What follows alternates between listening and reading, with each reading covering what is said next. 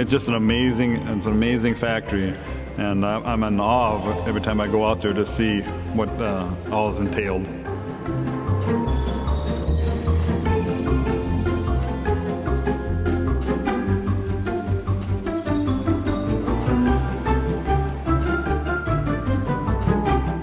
Well, first of all, it goes through a wash house. And from the wash house, they go into the main factory. And then it is sliced into what they call cassettes.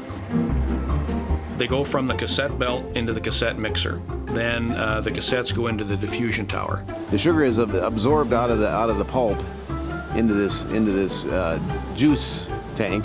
From there, the juice that comes out of the cassette mixer and the diffusion tower goes through a number of different steps. There's carbonation as well to get rid of some of the impurities. We want to evaporate it down into thick juice and a number of filtration steps.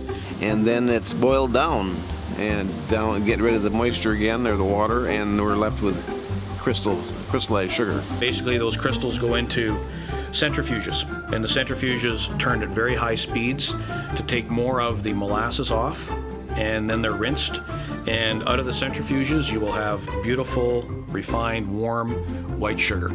Now, it is warm and it is wet, so we will dry it and move it over fluid bed dryers, and then cool it down to a temperature where it then goes into our bins, our Weibel bins, and from there we will leave it sit for a period of time to cure, and then we will ship it out to our customers. That's a process there that every time we go through that factory, I'm still amazed at the detailed process that's involved in it.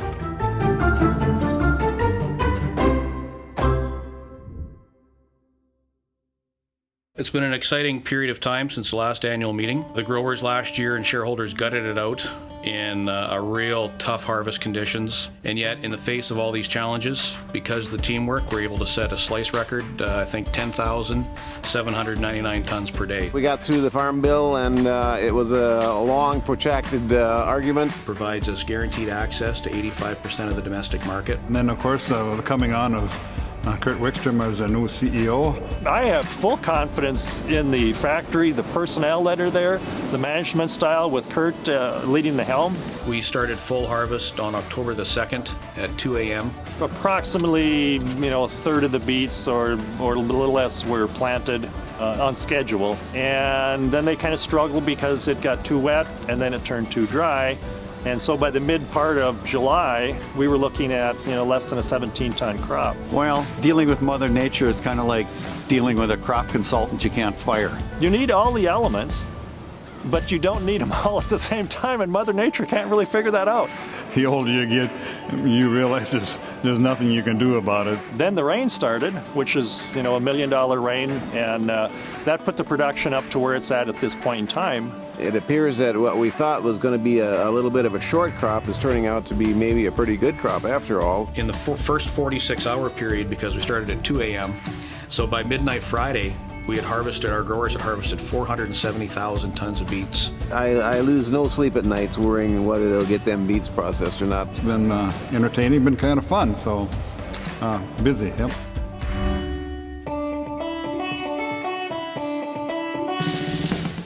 We're nearing completion our MDS, which should come online the 1st of January. Right now, we are actually ahead of schedule and a little bit under budget. That's probably the biggest project that we have at this point.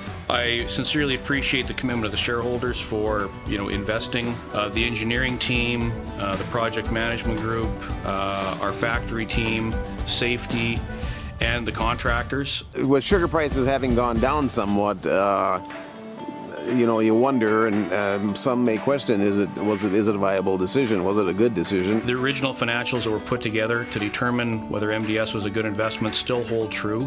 When we decided to go with the MDS project, we knew that the prices wouldn't hold for a long time, and so this would be an added benefit to Minn-Dak's long-term future.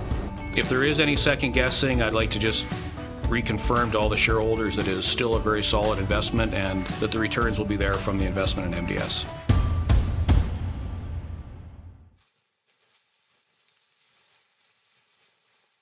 100% of the sugar beets that are grown by our growers today are biotech derived. These are perfectly good products that we're producing. There's no adverse impact on individuals' health or well-being or the environment. It's a crop that's had a gene inserted in it that allows it to be sprayed with Roundup, and the Roundup won't hurt it, but the Roundup kills the rest of the weeds. This is safe technology. There's a small percentage of the population that don't want to believe and don't want to understand the science.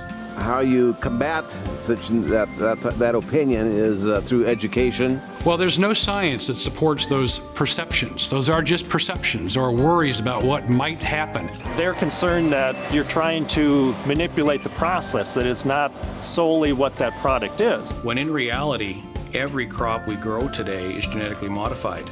You know, your seedless grapes, your tomatoes, your watermelon, that's all been altered.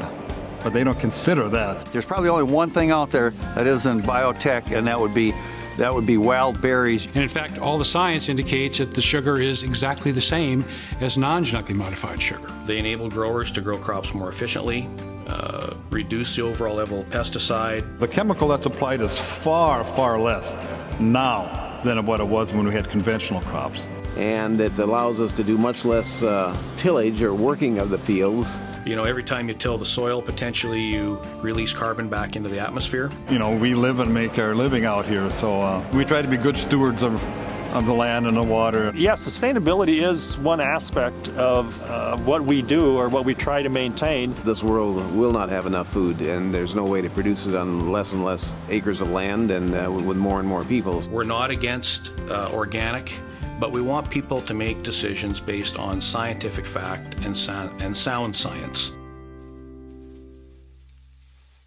A couple big challenges this year. One, early in the year, the market was seriously oversupplied with sugar. We had very strong suspicion that Mexico weren't following the rules under NAFTA. Selling it below their cost of production and or below the cost at which they were selling in Mexico. And since the filing of the trade case, we've seen the market improve and back to levels where I think our growers can get a decent return for all the risk. Well, last year we were looking at very good sugar prices. This year we're looking at extremely low prices, so that's how fast it can change. We maybe thought that we'd see a bit of a drop-off, but not this much drop-off this soon and this far.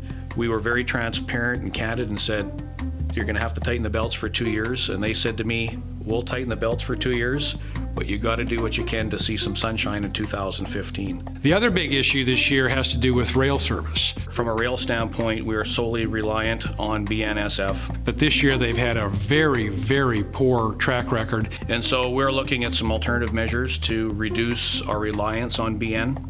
Whereas we typically ship 80% of our volume by rail, in recent months it's been more like 70% by rail and 30% by truck. So we're looking at some additional investment in additional truck load out. Frankly, we're just barely keeping up with it. So rail service issues are the biggest single issue we face today.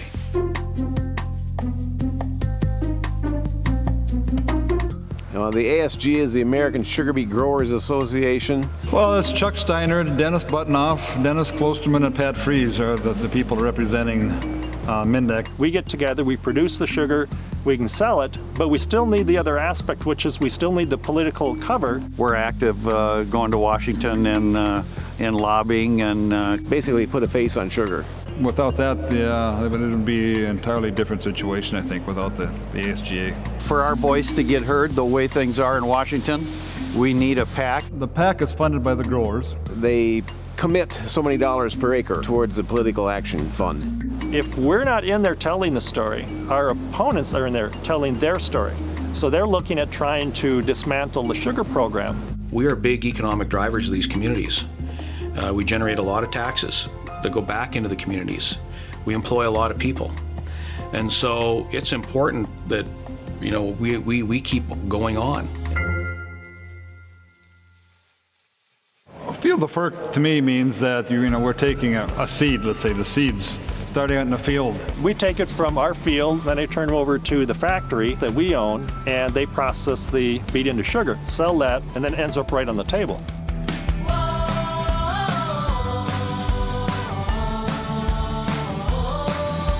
in the bigger cities, if you ask them, they probably think their food's made in the back of the grocery store. We're providing sugar directly to consumers. Customers like that. They like being that close to the growers. Most of the sugar that we produce goes into candies, and those candies, they're shipped worldwide. And then all the way down to the small mom and pop bakeries. When you go to a bakery, you physically see it and you think that, hey, this could be my sugar. And then when you pull a pack out on the table sitting there and it says Minn-Dak on it, it's like, hey, this came from my field.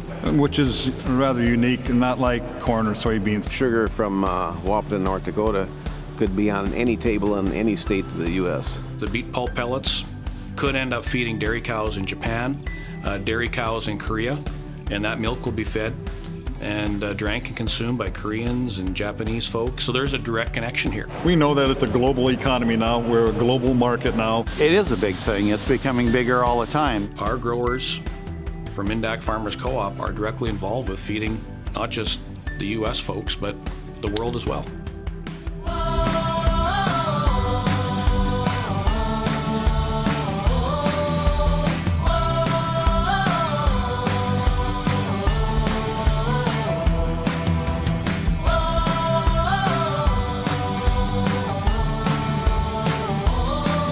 It starts in the field. It starts in the field. It starts in the field. And ends on the fork. It starts in the field. It ends on the fork.